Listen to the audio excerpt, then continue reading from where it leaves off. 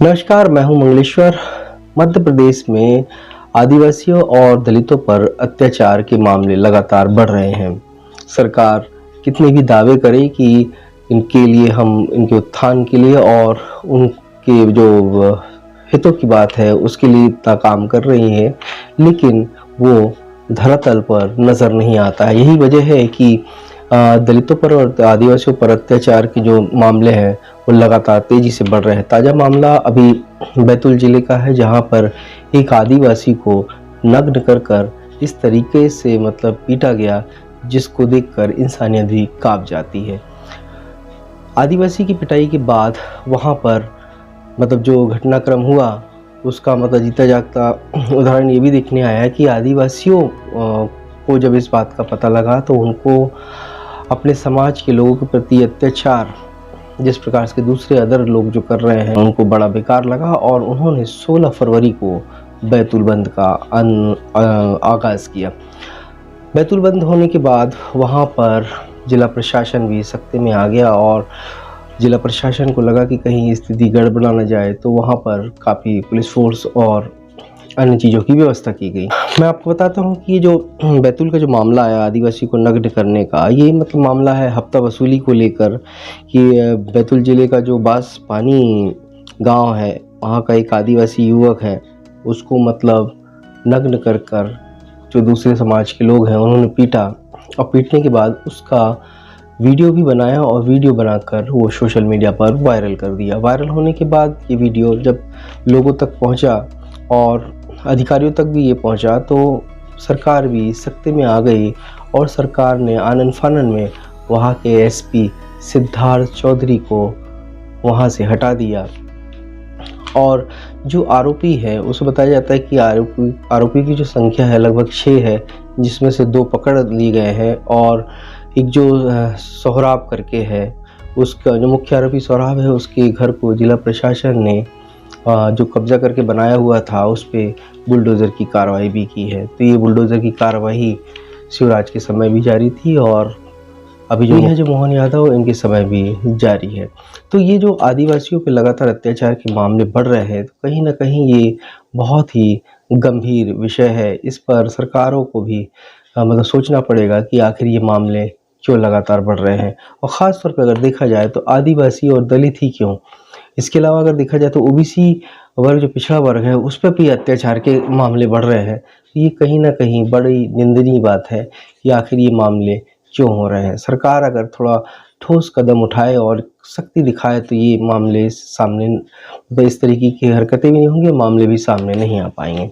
तो ये कुल मिलाकर सरकार अगर चाहे तो इन चीज़ों पर रोकथाम भी कर सकती है, लेकिन सरकार आदिवासियों के नाम पर कितना भी ढिंढोरा पीटे, दलितों के नाम पर कितना भी ढिंढोरा पीटे या ओबीसी वर्ग के नाम पर कितना भी ढिंढोरा पीटे कि हम उनके लिए बेहतर काम कर रहे हैं और उनकी ज़रूरतों के हिसाब से जो सरकार जो कदम उठा रही है, ये सब बया जो करती है सरकारें, वो सिर्फ कागज़ों में होता है। बाकी असल अगर देखा जाए तो वो कहीं भी ज़मीनी स्तर पर ये सारी चीज़ें दिखाई नहीं देती है।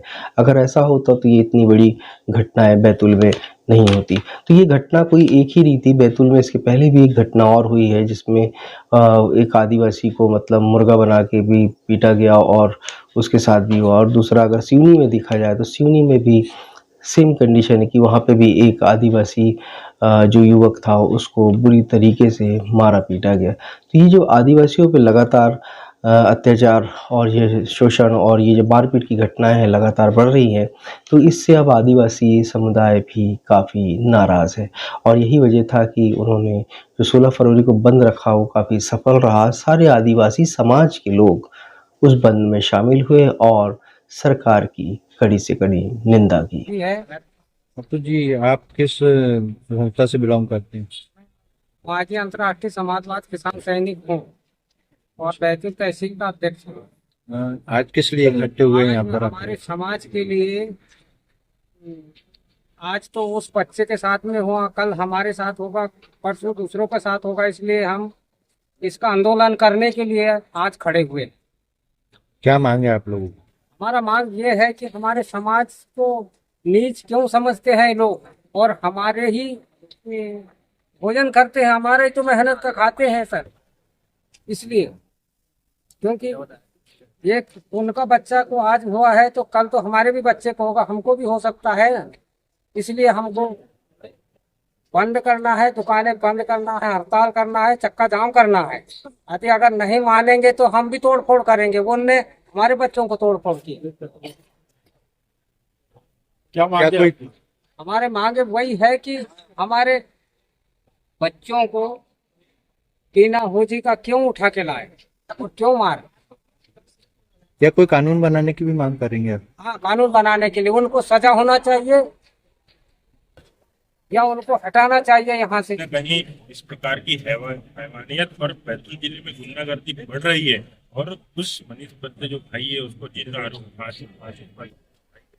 और जिन लोगों ने इस प्रकार की हरकतें की है उन लोगों को अभी तक 2 ही आरोपी उसके पकड़े गए हैं, पूरे आरोपी नहीं पकड़े गए हैं, जिसको लेकर आज हमारा बैतूल बंद का आह्वान है। इसमें तमाम SC ST OBC माइनॉरिटी तमाम संगठन यहाँ मौजूद हैं। क्या मांगे हैं?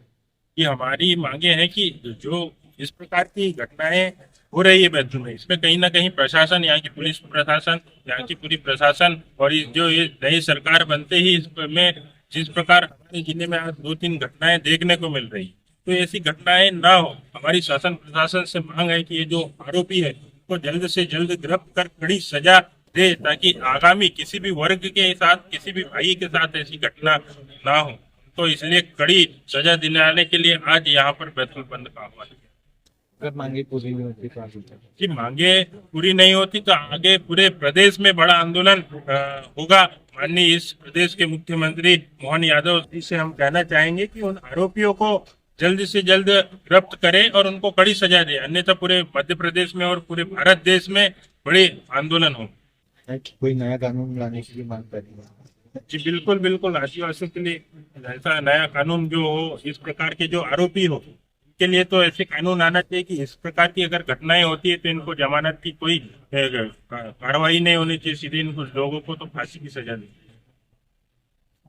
ये जो घटनाएं पहले मेरे भाई के साथ में इसलिए बर्बरता पूर्वक उसको बेरहमी से मारा और उसको मारा बेरहमी से 10-15 लोगों ने। वो सर वो काफी दहशत में आ गया, उसने बता नहीं पाया। सोशल मीडिया के माध्यम से मैं पत्र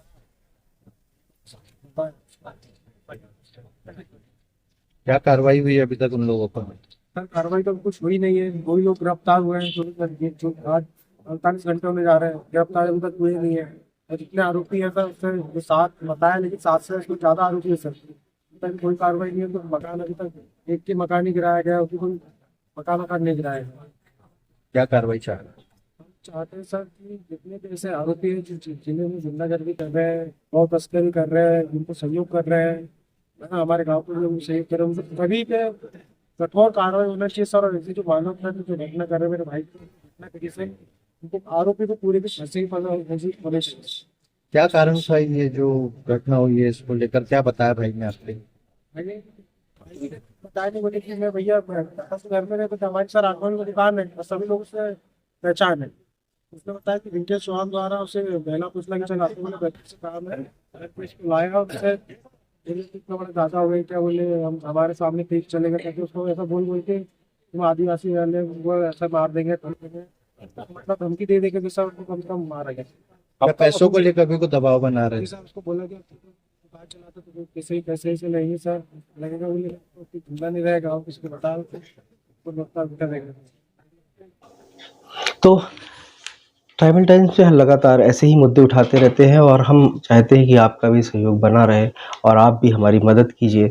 और हम लगातार आदिवासियों से संबंधित और जो भी दलित, वंचित और शोषित वर्ग है उसकी खबरें हम लगातार इस ट्राइबल टाइम्स पे आपको दिखाते रहेंगे।